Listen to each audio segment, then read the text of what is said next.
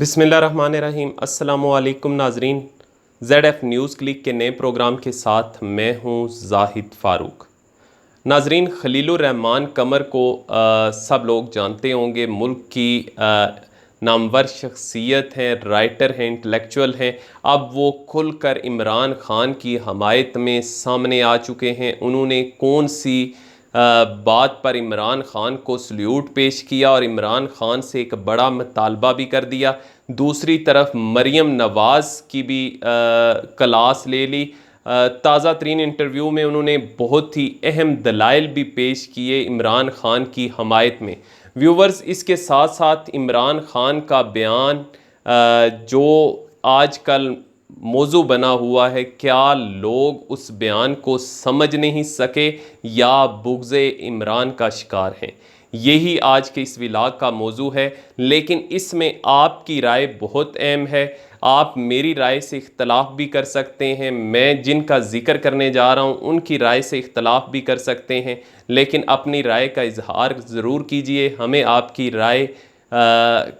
आपकी राय का एहतराम करेंगे। व्यूवर्स, मज़ीद आगे बढ़ने से पहले मेरी आप लोगों से गुजारिश होगी कि अगर आप मुनासिब समझते हैं तो हमारा channel ZF news click subscribe करें और बेल का आइकन ज़रूर दबाएं ताकि आने वाली ख़बरों से आप मुस्तफ़ीद हो सकें। अब बढ़ते हैं जी आज के मौजू की तरफ। मौजू वही है इमरान ख़ान का इंटरव्यू, और उसमें इमरान ख़ान की तरफ से जो लिबास की अहमियत पर ज़ोर दिया गया और लिबास के हवाले से जो गुफ्तगू की गई उस पर ना सिर्फ इंटरनेशनल मीडिया पर बात हो रही है, ना सिर्फ इमरान ख़ान की साबका अहलिया जमायमा ने भी इमरान ख़ान के बयान को तनकीद का निशाना बनाया है। इसके अलावा मरियम नवाज़ आज खुलकर सामने आई और उन्होंने भी इमरान ख़ान के बयान को तनकीद का निशाना बनाया और सख्त अल्फाज इस्तेमाल किए। लेकिन दूसरी तरफ खलीलुर रहमान कमर, जो कि इस किस्म के मौज़ूआत पर अपनी राय का इजहार ज़रूर करते हैं, उनकी तरफ से भी अपनी राय का इजहार किया गया और उनके ताज़ा तरीन इंटरव्यू में उन्होंने इमरान ख़ान की खुलकर हमायत की और इसकी मुखालफत में आने वाले लोगों के लिए बहुत सख्त अल्फाज इस्तेमाल किए। उनके अल्फाज क्या थे, उनके दलाइल क्या थे और मरियम नवाज़ ने क्या कहा और इमरान ख़ान का असल बयान क्या है, उसकी तरफ बढ़ते हैं ताकि हम इसको कंक्लूजन की तरफ ले जा सकें। व्यूवर्स, इमरान ख़ान ने अपने इंटरव्यू में कहा था कि हमारे माशरे में लिबास जो है उसकी बहुत अहमियत है, वो अहम किरदार अदा करता है। उन्होंने वेस्टर्न सोसाइटी का हवाला दिया और उसमें उन्होंने कहा कि मर्दों को फ्रस्ट्रेशन निकालने के लिए उनके मुख्तलिफ जगह मौजूद होती हैं नाइट क्लब की सूरत में, जबकि हमारे माशरे के अंदर ये सारी चीज़ें अलाउ नहीं की जाती। और ऐसे हालात के अंदर अगर कोई ख़ातून नामनासब लिबास पहनेगी तो मर्द रोबोट नहीं है कि वो ख़ुद को कंट्रोल कर सकें, या उन्होंने कहा कि हर शख्स के अंदर वो कंट्रोल नहीं होता, जिसके नतीजे में एक बेराह रवी की कैफियत जो है वो मुल्क के अंदर फैलती है।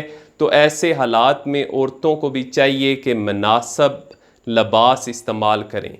यानी उन्होंने ना तो कहीं जिनसी इस्तेहसाल का लफ्ज़ इस्तेमाल किया और ना ही कहीं ये कहा कि इसकी वजह से जिनसी इस्तेहसाल होता है, लेकिन उनका जो लुब्बे लबाब था वो यही था कि मुनासिब लिबास जो है लोगों को इस तरफ राग़ब करने में, ख़वातीन की तरफ राग़ब करने में अहम किरदार अदा करता है।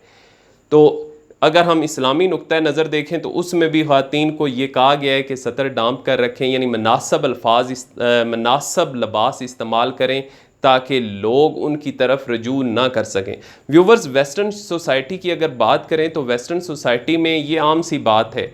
उन लोगों को ये समझाना लिबास का जो फिनोमेना है या लिबास के हवाले से उनको समझाना थोड़ा सा मुश्किल है, क्योंकि वहाँ पे हर एक शख्स ने इसी तरह का लिबास पहना होता है, तो किसी को उस पर तवज्जो देने की ज़रूरत नहीं होती। जबकि हमारी जो सोसाइटी है, लेकिन वहाँ भी हमारे जो पाकिस्तानी और मुख्तलिफ लोग आबाद हैं, वो अपनी जो बच्चे हैं, अपनी फैमिलीज़ की परवरिश जो करते हैं, वो मैं समझता हूँ कि पाकिस्तान के अंदर रहने वाले लोगों से भी उनकी कोशिश होती है बेहतर अंदाज में करें। और मैं उन्हें सल्यूट पेश करता हूँ, क्योंकि मैं बहुत से ऐसे लोगों को जानता हूँ जो बाहर होते हैं, लेकिन उन्होंने अपनी फैमिलीज़ की जिस तरीके से तरबियत की है, ये उनके अपने हमारे जो फैमिली स्ट्रक्चर का हिस्सा है उसमें ये शामिल है। और बदकिस्मती से हमारे माशरे के अंदर कुछ पेड NGOs हमारी फैमिली का जो स्ट्रक्चर है, ख़ानदानी जो निज़ाम है,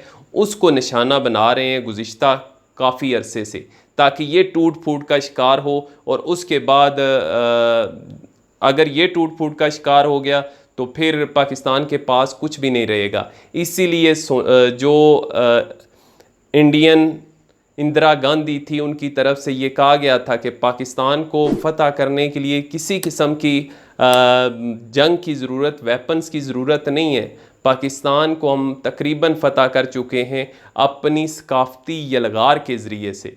तो व्यूवर्स, जब इस किस्म की सकाफ़ती यलगार होती है तो उसके नतीजे में नस्लों की नस्लें तबाह हो जाती हैं। इमरान ख़ान की तरफ से अपने ही उस इंटरव्यू के दौरान मोबाइल का भी हवाला दिया गया कि जब बच्चों के पास मोबाइल जाएगा और उनके पास इस किस्म का डाटा मौजूद होगा जो कि देखने के काबिल नहीं होगा, तो उनके जहनों पर वो क्या असरात मरतब करेगा। तो उसके बाद अगर कोई कम लबासी में अगर कोई खातून उनके सामने आती है, कोई लड़की, कोई औरत, तो फिर उसका असर भी उनके जहनों पर होगा और वो फ्रस्ट्रेशन जो है वो बढ़ेगी। और उसके नतीजे में क्या होगा, ये जो मुख्तलिफ़ किस्म के वाक़यात वक़ूफ़ पज़ीर होते हैं, छेड़खानी वगैरह और इसी से आगे संगीन जराइम। एक और चीज़ मैं बता दूं, क्रिमिनलिटी जो होती है, क्रिमिनल माइंड हर जगह मौजूद होता है दुनिया में, लेकिन उन्होंने मुख्तलिफ़ हवालों से उसको दबा के रखा हुआ होता है जो सामने नहीं आता। मैं इसके आगे मिसाल भी दूंगा, जिस तरीके से खलीलुर रहमान कमर की तरफ से मिसाल दी गई। लेकिन मैं आगे बढ़ता हूँ। मरियम नवाज़ की तरफ से इस पर बड़े सख्त अल्फाज इस्तेमाल किए वज़ीर आज़म के ख़िलाफ़, और उन्होंने कहा कि पर्दे से मुतल्लक जो बयान दिया गया वो इंतहाई नामुनासिब था वज़ीर आज़म का। और उन्होंने कहा कि उनके मुताबिक वज़ीर आज़म ने पस्त सोच की अक्कासी की है। ये बहुत बुरी सोच है कि आपने जिस तरह जिनसी तशद्दुद का सामना करने वाली ख़ातीन की तौहीन की है, ये बहुत बुरी बात है। ये मरियम नवाज़ की तरफ से कहा गया। और इसके साथ साथ उन्होंने कहा कि आपने तो उनकी तौहीन की है। ये यानी उन्होंने कहा कि ये अजीब ही बात है कि जो इसका निशाना बनती हैं, जिनसी इस्तेहसाल का निशाना बन रही हैं, शिकार हो रही हैं, आप उन्हीं को मुर्द इल्ज़ाम ठहरा रहे हैं। इस बयान को ज़हन में रखना है कि वो ये कहने की कोशिश कर रहे हैं जो रेपिस्ट हैं वो, यानी आप उनको फेवर कर रहे हैं। अब इसका जवाब खलीलुर रहमान कमर ने बहुत ज़बरदस्त अंदाज में दिया। जो मरियम नवाज़ की तरफ से ये बात की गई, उन्होंने कहा कि वो लोग जो मेरे प्राइम मिनिस्टर के इस बयान को इसके साथ जोड़ते हैं कि ये जिनसी इस्तेहसाल करने वालों की हमायत कर रहे हैं, मैं ये कहूँगा कि उनको अपने जहनों के मतलब सोचना होगा, उसका इलाज करवाना होगा। इसको उन्होंने कहा कि वो गलत रंग देने की कोशिश कर रहे हैं। उन्होंने एक टॉफ़ी के हवाले से मिसाल दी कि अगर एक टॉफ़ी का रैपर ना हो, कवर ना हो, तो उसको खुला रख दिया जाए तो मक्खियाँ और जो कीड़े मकोड़े होते हैं वो उस पे आकर बैठ जाएंगे। इसी तरीके से जो औरत होती है उसके लिए लिबास की बहुत ज़्यादा अहमियत होती है और ये ख़ुद उसको पहचानना चाहिए। फिर इसके साथ साथ उन्होंने एक और मिसाल दी कि अगर उन्हें उरयानियत का जो कल्चर है या उरयानियत जिस तरीके से हमारे समाज की जड़ों को खोखला कर रही है, माशरे की जड़ों को खोखला कर रही है, अगर इस पर पाबंदी लगा दी जाए, यानी लिबास अच्छा पहन सकती हैं लेकिन उरयानियत नहीं होनी चाहिए उसमें, उस पर पाबंदी लगा दी जाए, तो तलाक़ का जो शरअ है वो ख़ुद ब खुद गिर जाएगी। उन्होंने कहा कि जो भी औरत इस्तेमाल करती है उरयानियत को, वो बतौर हथियार इस्तेमाल करने की कोशिश करती है। व्यूवर्स, ये मैं उनके व्यूज़ बता रहा हूँ। मेरे साथ ये नथी ना कीजिएगा, मैं जो उनके अल्फाज हैं उसी तरीके से बयान करने की कोशिश कर रहा हूँ। फिर इसके साथ साथ खलीलुर रहमान कमर की तरफ से ये भी कहा गया कि जो इमरान ख़ान का स्टेटमेंट है उसको मैं सल्यूट पेश करता हूँ इमरान ख़ान को, कि कोई तो शख्स है जो इस बारे में सोच रखता है। उन्होंने कहा कि इमरान ख़ान का ये बयान इस तरीके से लेना चाहिए कि इमरान ख़ान के अंदर एक किसी भी लड़की का बाप जो है वो बात कर रहा हो और उसको अपने बच्चों की फ़िक्र हो, परवाह हो, वही शख्स ये बात कर सकता है। इसलिए उन्होंने कहा, लेकिन एक साथ ही उन्होंने ये भी कहा कि इमरान ख़ान चूँकि एक अहम ओहदे पर मौजूद हैं, सिर्फ स्टेटमेंट नहीं देनी चाहिए बल्कि उनको अमली इक़दाम भी उठाने चाहिए ताकि मुल्क के अंदर बेहयाई जो है वो फ़रोग ना पाए, उसका किला कमा हो सके। उन्होंने कहा कि जो इस बयान के ख़िलाफ़ बात कर रहे हैं उनको मीडिया पर आने पर पाबंदी होनी चाहिए ताकि वो अपनी मीडिया पर आकर बकवास ना करें और लोगों के जहनों को ख़राब करने की कोशिश ना करें, क्योंकि जिस तरीके से खलीलुर रहमान कमर का मखसूस अंदाज है वो इसी तरह के अल्फाज इस्तेमाल करते हैं ऐसे लोगों के मतलब। व्यूवर्स, ये लिबास के हवाले से BBC के ऊपर भी बहस जारी है और इसके साथ साथ जितने भी वाशिंगटन पोस्ट का मैंने देखा, न्यूयॉर्क टाइम्स देखा, उसमें भी इमरान ख़ान का जो ये लिबास के मतलब इंटरव्यू का हिस्सा था उस पर काफ़ी ज़्यादा इमरान ख़ान को तनकीद का निशाना बनाया जा रहा है। लेकिन अगर आप इसको दोबारा सुने तो आप शायद इस बात को बेहतर समझ सकें कि उन्होंने किस तरफ इशारा किया है।